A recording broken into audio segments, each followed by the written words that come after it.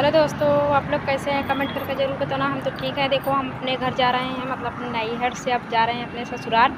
देखो, हाईवे पर रुक कर वीडियो बनाए हैं। ज़्यादा से ज़्यादा सपोर्ट करना, प्यार दुलार देना दोस्तों। देखिए कितना गाड़ी मोटर जा रहा है, फिर भी हम जाकर वीडियो बनाए, बहुत अच्छा लगा। 2 वीडियो बनाए हैं। बहुत ज़्यादा गाड़ी आ रही थी, इसलिए ज़्यादा वीडियो नहीं बनाए थे।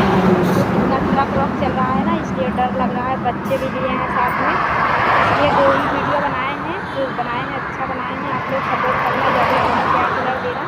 देखो, ये हाईवे है, मेन हाईवे पे हम खड़े हैं। देख लीजिए, ये हाईवे है। हम हाईवे पे खड़े होकर वीडियो बना रहे हैं। हमारे पति जी हैं, ये देखो बाइक से जा रहे हैं घर। बैग वैग है, हमारे पति जी हैं, वो मतलब आ रहे हैं बच्ची का लेकर। देखो, बच्ची है, ये हमारी बेटी है और हमारे पति जी हैं। देखो, आ रहे हैं